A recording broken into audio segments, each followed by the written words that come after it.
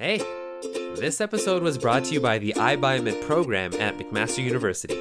Follow Mac IBioMed or stick around for more info. Hey everybody, and welcome to the first episode back for the new semester of IBioMed Brainwaves. Welcome to all of our new listeners, new first-time iBios, first-time people looking at the program. Happy to have you. I'm Sam. And I'm Yumna. And you may know us from last year if you were listening to some of our old podcasts. We actually did the last episode of last year as well, episode 5. If you haven't listened to that, check that out. And today we're going to be talking to you a little bit about a campus intro for our new people who haven't been on campus for a while, which is most of us.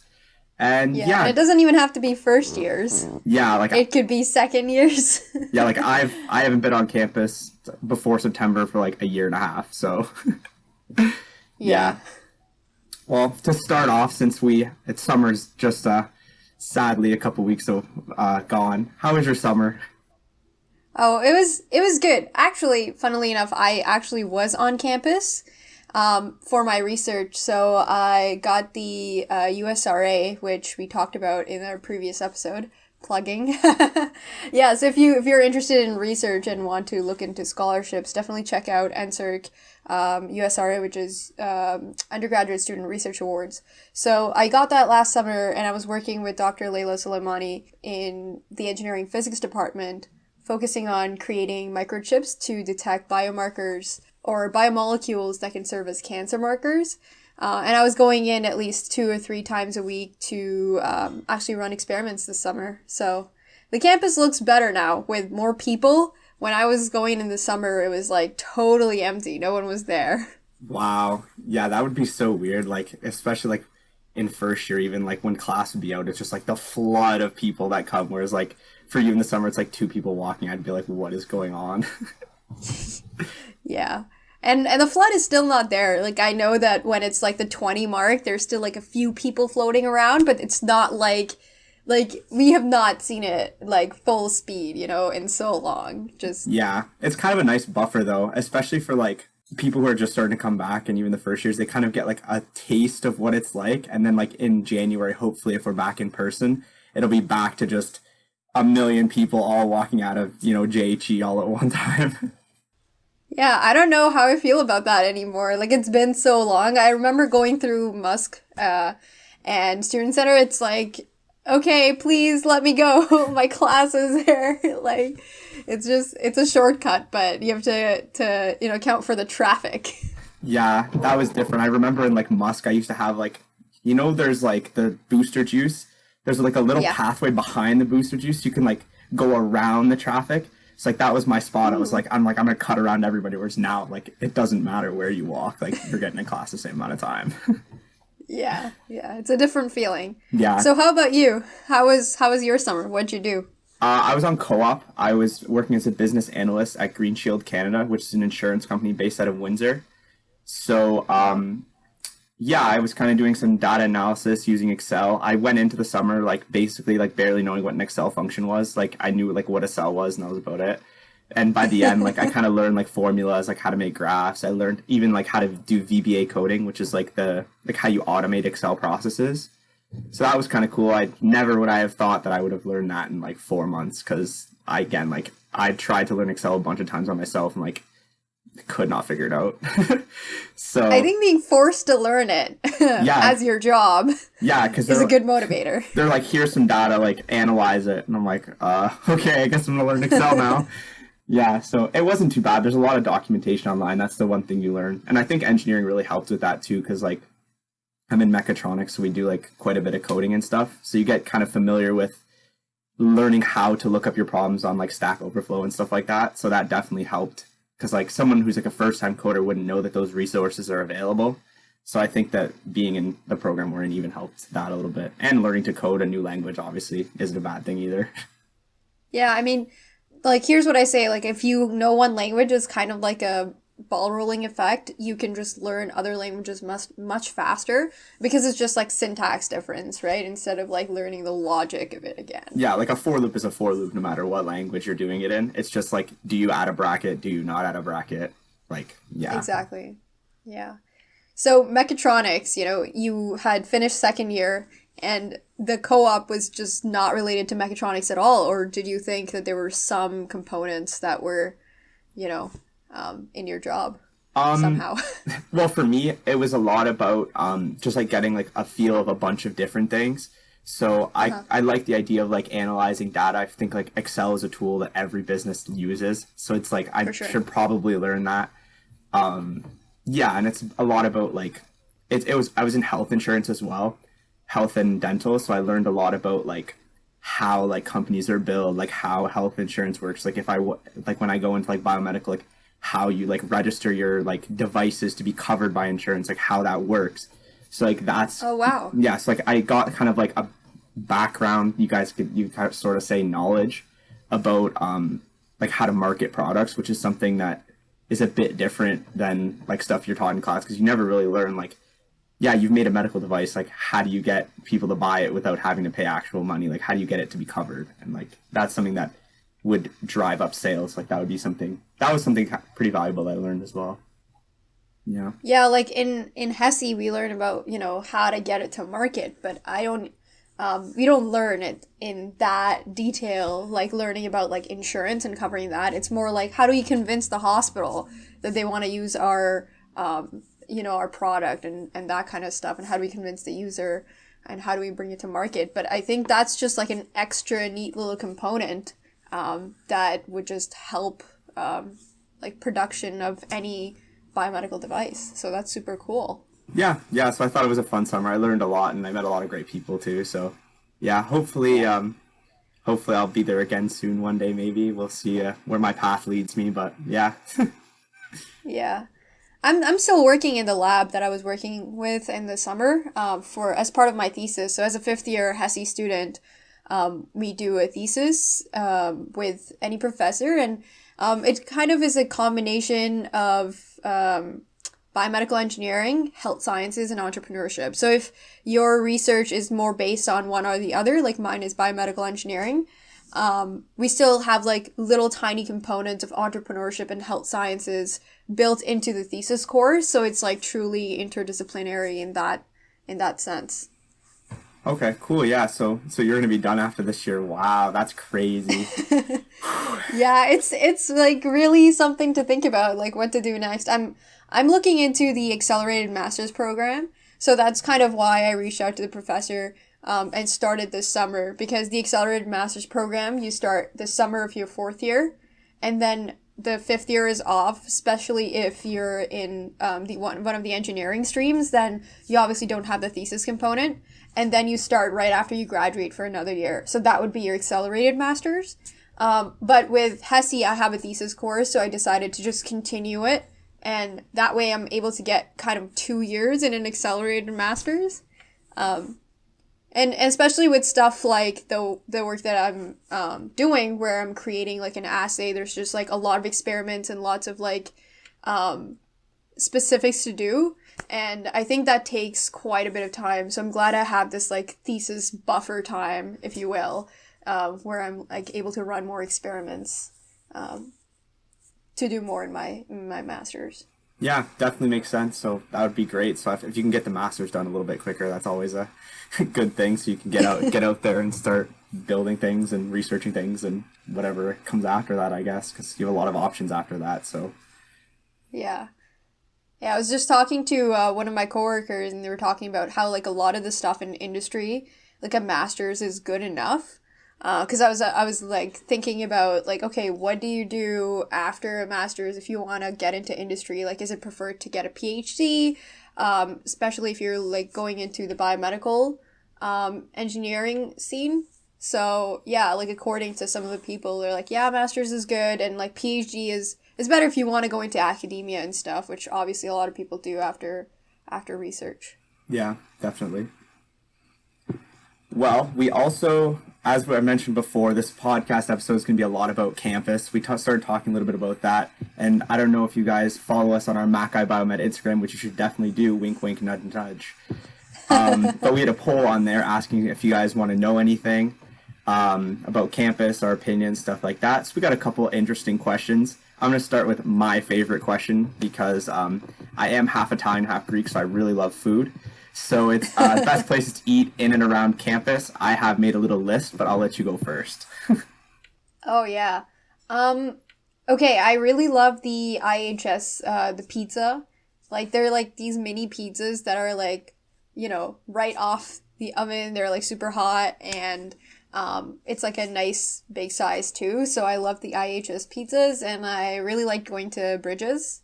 So it's all a vegetarian like vegetarian and vegan accommodations but it's just I'm not even a vegetarian, but it tastes so good. Like I just go there all the time. I was gonna say that, me too. Bridges was on my list. Like I'm not vegetarian either, but like I get the pad thai like every couple of days. But it's closed right now, which is crazy.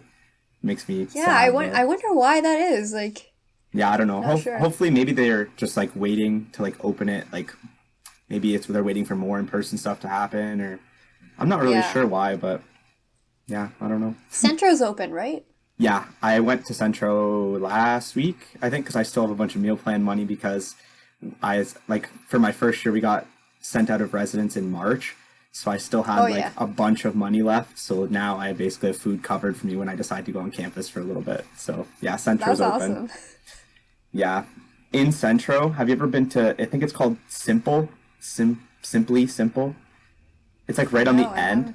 Oh, it's like a changing menu every day. It's like every day they'll have like their special, and it's like they also have the vegetarian vegan options, but it's like fresh stuff. So it'll be like, like chicken tacos with like honey glazed carrots. It's like, which is like not something you normally hear from like a cafeteria. Like it's normally like chicken fingers and fries, which don't get me wrong, I love chicken fingers and fries, but yeah, you want some of that gourmet stuff without needing to go out, right? Like what if you're like cramming for an exam and you're like, okay, I could have some like junk food, or I could have something gourmet, yeah, like, it's really healthy. Almost gourmet. They had some like meatloaf, like roast beef, like some like for dinner times, like if you go like around 5, you'll get like this roast beef, and it was really good. I remember me and my one friend used to go there all the time in first year. But yeah. Wow, I guess I'll have to try it out now. Yeah, definitely. And then on my list I have off campus, the Arch Noodle House, which is a local Hamilton business that is on Main Street, like beside the Shoppers. Like it is like $10 and you'll eat for 2 meals for sure. Like it's massive portions and they're so good. They have everything you could ever want. Like you get like a bucket of noodles for like $11. Like it's delicious. Oh wow.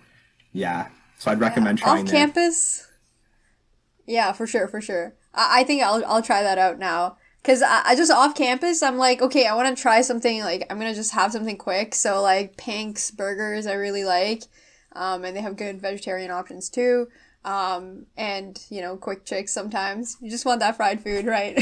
I've never been to Quick Chick. Yeah? Is it like... It's decent. Okay, cool. Yeah, because I live kind of close in that area of campus. It's like I always walk by and I'm always like, I'm going to try that one day, and like I haven't yet, but maybe this week will be the week.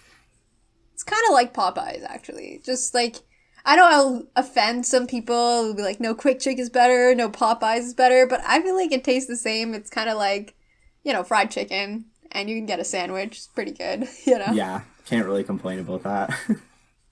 Exactly. Okay, so let's go to the next question. So where do you grocery shop? Just like in the food compartment? Yeah, so especially when I was in first year, there's the Fortino's on Main Street, which is right on the bus route.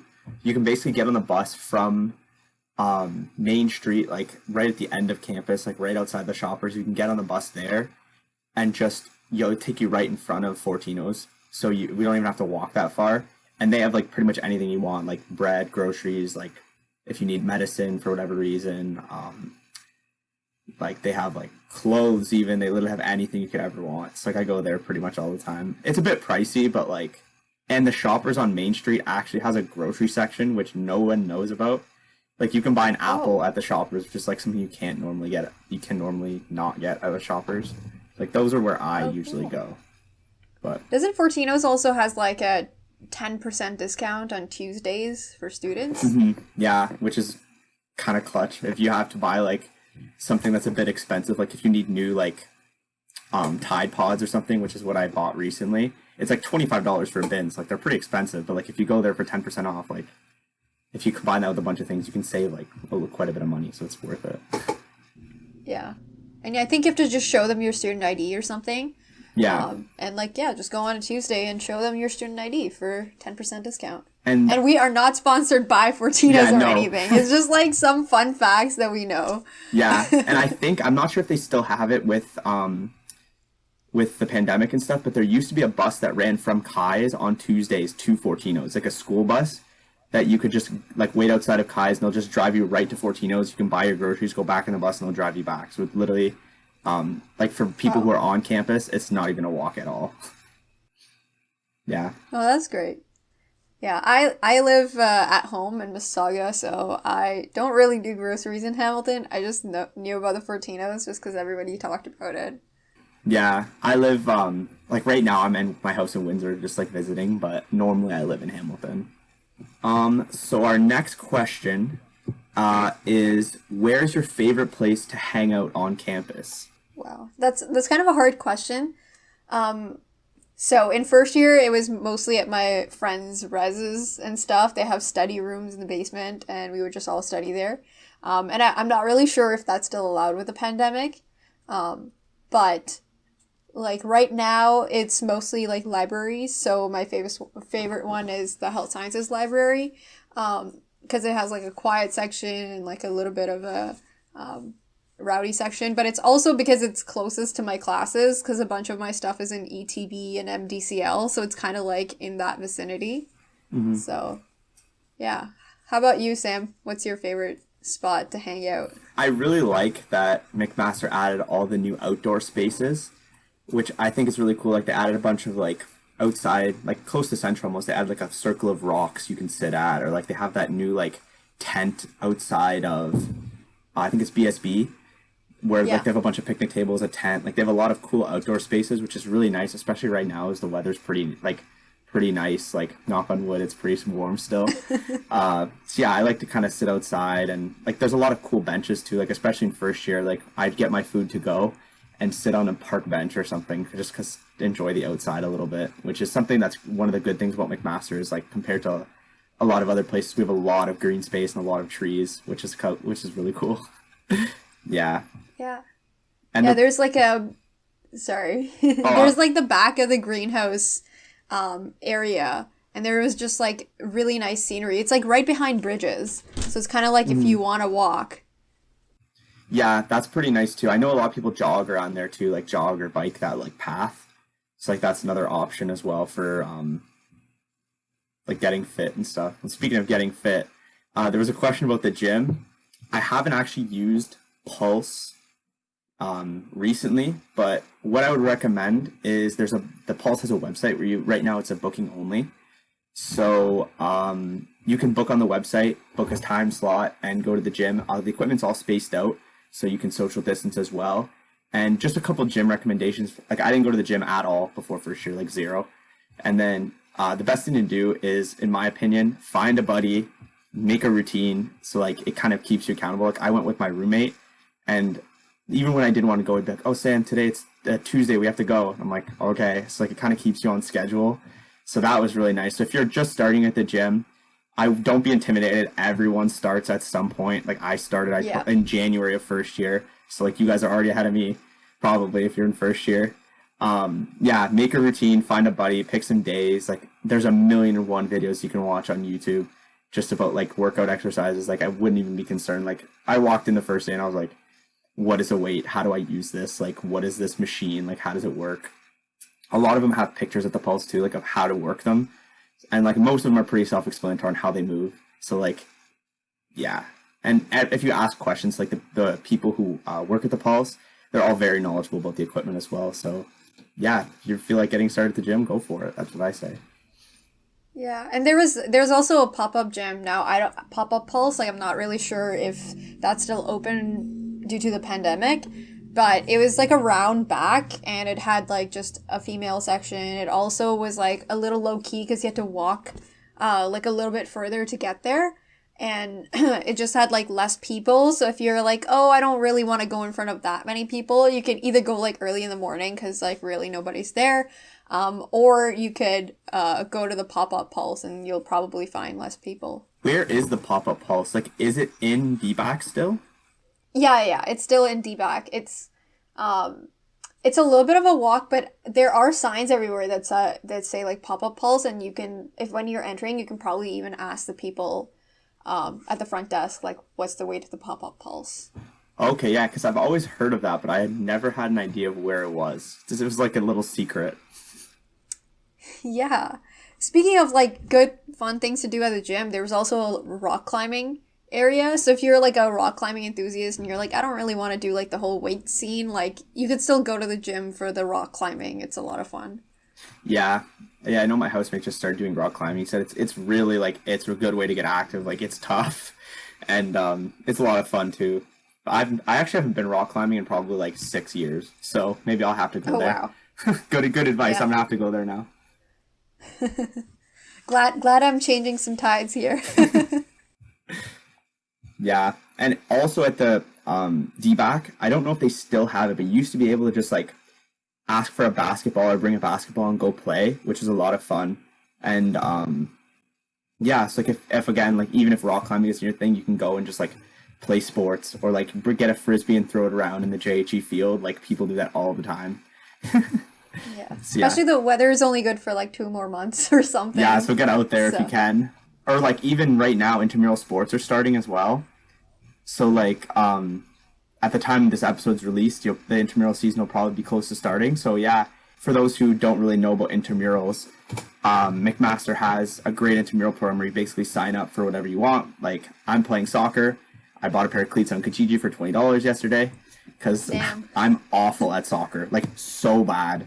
But I'm going to go out there and I'm going to run around and I'm going to have a good time. And it's play fun, so I'm like, it's not really like that competitive. Like, I'm not playing for McMaster's team. I'm just playing for fun with some friends. So that's another option if you want to get active and go hang out and have a good time.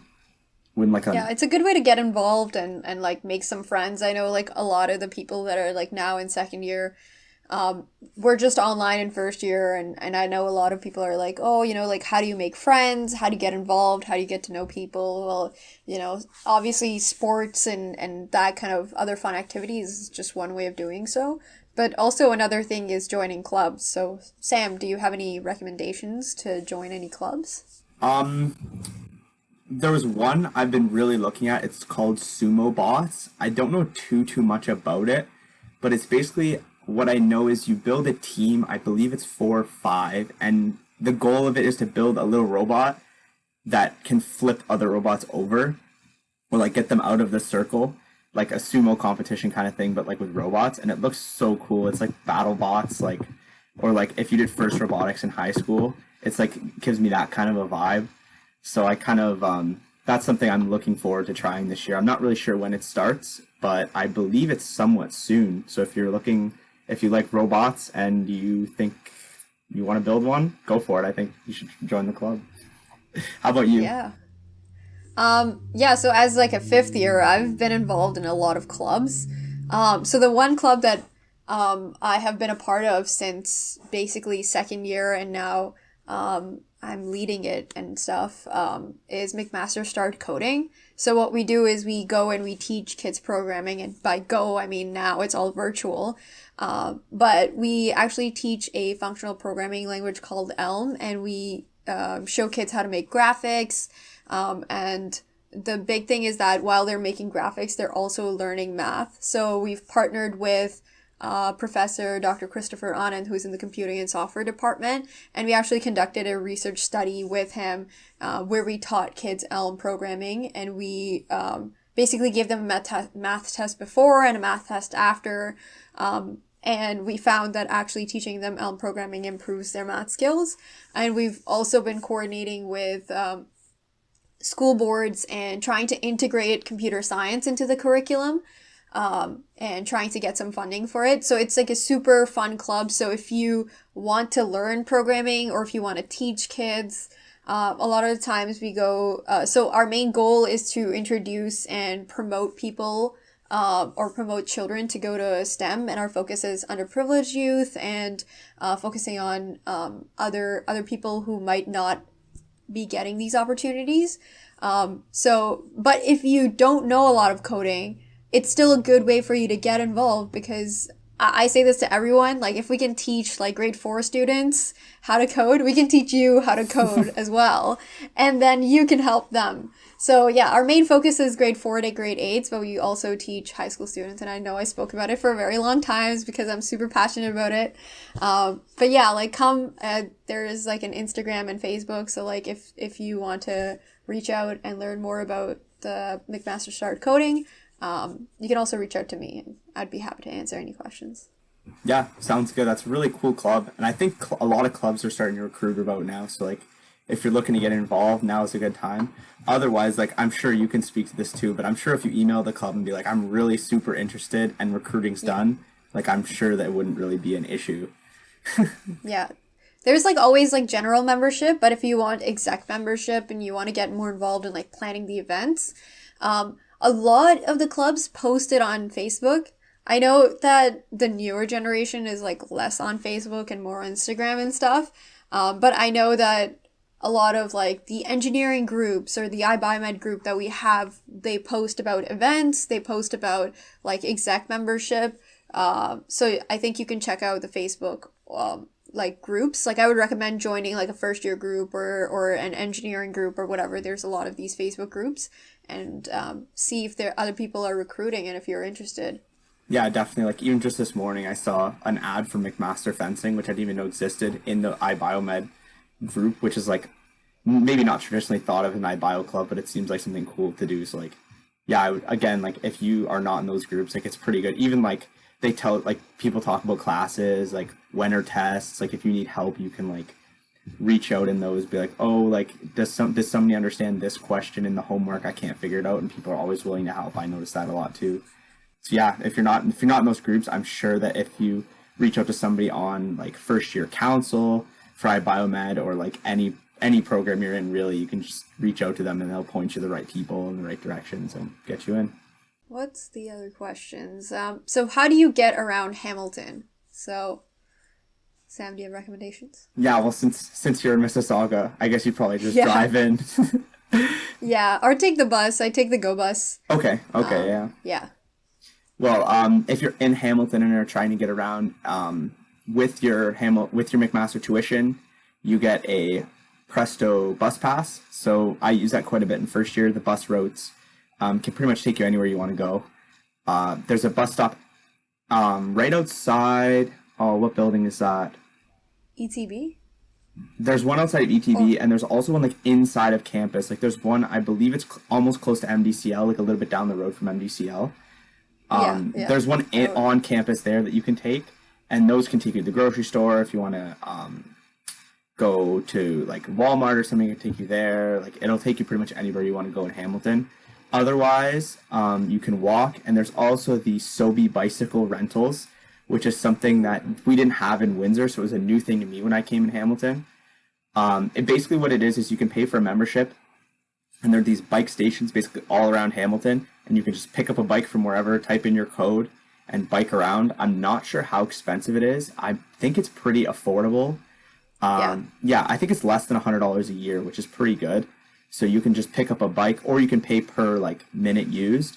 So for example, if you decided you want to go for a bike ride or something and you don't have access to a bike, which in first year would be pretty hard to have a bike in your res, you just pick up a bike, any bike. They're maintained by the company, and you just drive wherever you want to go, drop it off there's stations all over. You could drop it off and do what you got to do and take it back if you want. So that's another good way to get around that a lot of people take advantage of. Yeah, in terms of the Presto, I remember before you have to activate it, right? So there's like a whole thing on Mosaic, and then you put it on your Presto. Yeah. Do you know if you still have to activate it? Yeah, so actually I activated mine last week. If you go on Mosaic, there's like a HSR, Hamilton Street Railway, icon. If you click on that, it gives you your code and an full instruction set on like how to register, like go to this website, type in these details. So it's pretty like explains it pretty well. So if you're looking to register your bus pass, you're going to have to go to Mosaic and click on that icon. And one thing to remember that some people I know, we're pretty unfortunate with this, is you have to ride the bus within 30 days of registering. Otherwise, the code doesn't work. So if you register it and you leave it for a month, the code will expire. So you won't get it. So my suggestion is, if you know you're going to have to take the bus, it takes about 48 hours for it to load on your card. If you know you're going to be having to go get groceries on Saturday, Wednesday, register your card. It'll be good for Friday, ride the bus Saturday, and you're good for the year. And every year you have to re-register because the bus pass expires at the end of April, which is when school is done. So yeah, something to keep in mind. Yeah, that's very interesting. And also, if you are registered with the bus pass, it makes your account a student account. So even if you're going to like Mississauga or something, students get like a little bit of a discount as well. Although you can just call them and tell them you're a student and you don't need the bus pass for that. But if you think you're going to be like going around Hamilton as well, even if you're not from the city, it's still a good idea to load on the pass because it gives you like a free ride anywhere inside Hamilton. Yeah, like you're paying for it anyways. You might as well just have it to have it. Like you've already paid for it. So even if you ride it once, It doesn't matter. Yeah. Yeah. Another question we have here is what to do when you get overwhelmed with work, which is something that I know a lot of people have, because obviously university is different than high school. There's a lot of work. That's not a secret. But yeah, what do you do when you get overwhelmed with work? Okay, so the first thing I do is like the first day of classes, I put everything in my Google Calendar, like when stuff is due for which class.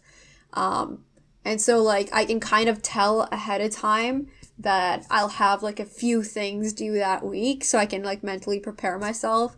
Like prioritization lists. And sometimes if I don't feel like doing one assignment, I procrastinate by doing another assignment. And sometimes procrastinate watching TV and stuff, but yeah. So like sometimes when you're like, oh, I don't feel like doing physics, that's what happened to me a lot in first year. I'm like, okay, I'll do math instead. But when I'm overwhelmed, I find myself, I think the good thing to do is talk to your friends. Because you will find that they're also overwhelmed, and then you can just laugh about it together. And just like you can help each other, right? Like a lot of times if you're trying to do something alone, it will take you a long period of time. Whereas if you're sitting next to someone, just like have a study buddy. It'll keep you accountable, and you have to find a friend that you're not like always joking around with as well, that you can actually get work done with. And you'll find that, it's like, oh, how, like, I'm having trouble with this question. How do you solve it? Or what have you done with it? So you can, like, figure stuff out together. So I find, like talking to friends, and, like, planning my time accordingly is how I deal with, like, either not getting overwhelmed or being already overwhelmed, and, like, how to deal with that. Yeah. And on top of what you're saying with the Google Calendar, I was thinking, to plug the McMaster campus store. Not really to plug them, but this is something that I bought, which is found really helpful. They have like whiteboard calendars that you can like write on it. So like I have my Google Calendar for the whole semester, and then every month I'll like update my calendar, because like sometimes the Google Calendar is hard to like look at month. Like you'll have September and something will be like on October 8th, so you might not see it. So like I write the calendar and I'm like, oh, like here, like I point to things, I'm like, oh, here I have 3 days. So it's like more of a visual thing, and I keep it over my desk so I kind of know. Also on Amazon, you can get little notepads that have like to do, and it gives you like Monday, Tuesday, Wednesday, Thursday, Friday. So you can like plan your week out. Like on Sundays, I write like on Monday, I'm going to do this assignment. On Tuesday, I'm going to do this assignment. So kind of like, because sometimes when you see, oh, I have 5 assignments to this week, well, like that doesn't happen. Or you have 5 assignments to do this week, maybe not that are due this week. It's pretty overwhelming. But when you break it down and say on Monday I'm going to do half of this assignment and half of the other one, it kind of takes into more bite-sized pieces that are like easier to like look at and kind of make you feel better. But I don't have 5 assignments due. Like I have 5 days to do it. Like that's pretty okay. Yeah. Yeah. And I have that too. Oh, you have the same thing? The big whiteboard, and it's like right in front of my desk, so I can stare at the stuff that I have to do all the time. It's fun. Yeah, it's a good motivator. I like it. I still have my same one from first year too, so they're pretty they last a long time. You have to buy one for like your whole university experience, and then The other thing that I like to do when I'm overwhelmed, like you said, hang out with friends. That's a good one. Take advantage. Like, you can walk around campus. I find sometimes going outside is helpful, because if you're overwhelmed with work, a lot of time you'll be inside doing work, which is like sometimes staring at your wall isn't really the best thing. So if you go for a walk, you can look at trees and like a lot of green space and stuff, and like see other people. So it kind of gives you a bit of a change of scenery, so you can kind of reset yourself and like get ready to like do more work later on. Also, a lot of thing that a lot of people have done and do, which is something I do too, is if you go to the gym, sometimes even just going for like a little bit, just like working out a little bit, running on the treadmill, just like kind of like getting your like stress out a little bit, like so you kind of don't think about work as much when you're like thinking about, oh, I want to try to run like this much time for a kilometer or whatever. Like, you're not really thinking about work, you're thinking about pushing yourself to like work out more, so it kind of takes your mind away from it. So I find that to be helpful as well. Yeah. Yeah. Yeah, speaking of nature and scenery, like, we also have a bunch of trails near McMaster, like Coots and stuff, so you can go on a hike if you want. And I find that a lot of people that when they're like stressed about work, they end up like staying up super late and like working on stuff. But I find that sleep is just so important. So I would say like, and I made this mistake in first year myself. Oh, there's a story here. That 1 week I had like linear algebra and physics like exam as well as one of my electives. And just like the night before physics, I slept for like maybe 4 hours and it went horrible. So I would suggest that even if you haven't fully studied, get like a few good hours of sleep, not 4, more than 4. And you're more likely to do better if you're well rested than you're not. Yeah, like any prof will tell you, if you're reading something at 4 a.m. for the first time, it's probably not going to stick. Yeah. Yeah, I find sometimes if you read your notes too before you go to bed, it's a weird thing. Like, one TA told me this one time, and it worked. If you read your notes once and then go right to bed, your brain will kind of process it a little bit, and you'll wake up in the morning and you'll remember things that like you didn't know you remembered. Like, I had for the OCATs don't actually exist anymore, I don't think, for cell bio. Basically, it was a test where you had to like write in a crossword puzzle for your answer. It was basically a big fill in the blank test. So I was pretty nervous about it, and I was awake for a while, like studying. I was like, oh, and then I read my notes, went to bed, woke up the next day, wrote the test, and there was one answer. I'm like, I don't know how I know this is the fill in the blank answer, but this is the answer. But I don't know where, I don't know when I remembered this, when I learned this, but here it is. So wow. Yeah, so that's a little strategy. I don't know, call it a trick, call it a fluke. You guys can try it, see. No, it's actually, there have been studies done that sleeping consolidates memory. So it makes perfect sense, scientifically speaking. Oh, good. I thought I was just trusting a fluke. I was like, it must just be placebo or something. Maybe, but at least something is better than nothing, right? Exactly. But in this case, I think it is definitely the case, like consolidating memories by sleeping. That's why they've also done studies on people who are well rested, and they actually give you a piece of information, and you have 12 hours to either do some other work and then test you on it, or 12 hours within that you sleep and they test you on it.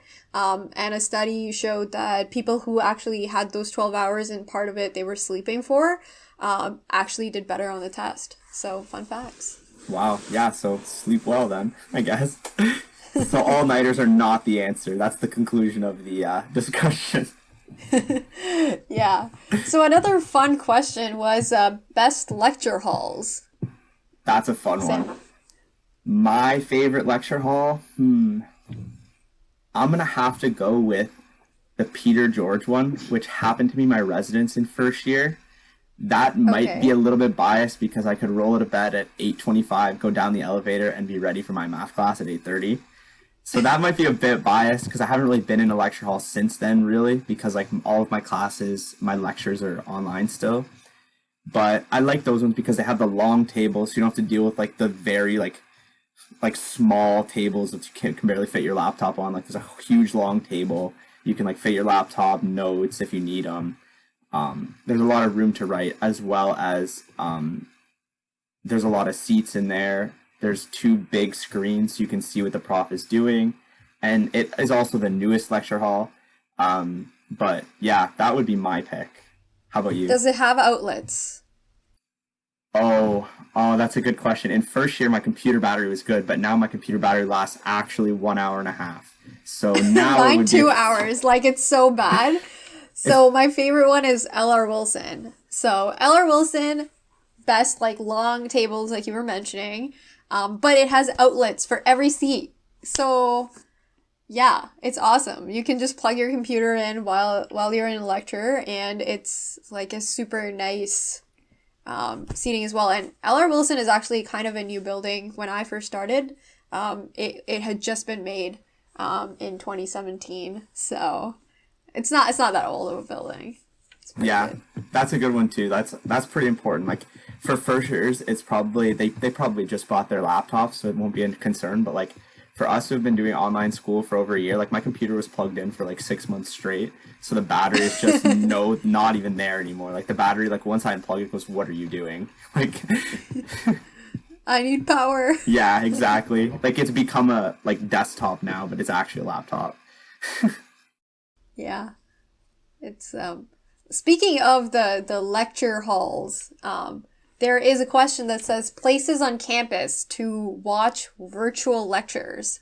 So have you done that, and where have you found a spot that you think is amazing for virtual lectures? So for me, I've had to do that because I have a tutorial in person, and I've kind of 2 classes sandwiching it. So I go to the library most of the time just because I know there it's going to be pretty quiet.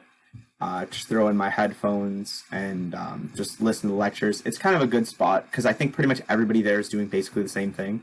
So everyone kind of knows that this is the lecture time, like we're all going to be quiet.